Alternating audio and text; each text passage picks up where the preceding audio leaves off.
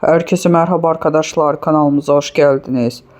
Mert Ramazan Demir'in yeni aşk hakkında ilk açıklama.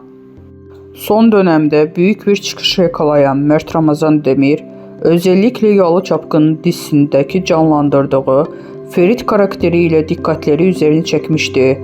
Afra Saraçoğlu ile yaşadığı aşkla magazin dünyasında sıkıca konuşulan Demir, son olarak yeni sevgilisiyle görüntülenerek dikkatleri bir kez daha topladı. Şimdi ise bu yeni ilişkinin hakkında ilk kez konuştu. Başarılı oyuncu sık sık tenis maçlarının izlemeye gitmesiyle de adından söz ettiriyor. Geçtiğimiz günlerde Bodrum'da sarışın bir güzelle dudak dudağa yakalanan Demir, bu görüntülerin ardından yeni aşkı hakkında sorular yağmuruna tutuldu. Sosyal medyada birbirlerini takip etmeden bırakan çiftin ilişkilerine dair henüz bir açıklama yapılması dikkat çekmişti. Magazin dünyasında Demir'in yeni sevgilisi Zeynep Artuk Maç'ın olduğu iddia edilse de bu iddialar henüz doğrulanmadı.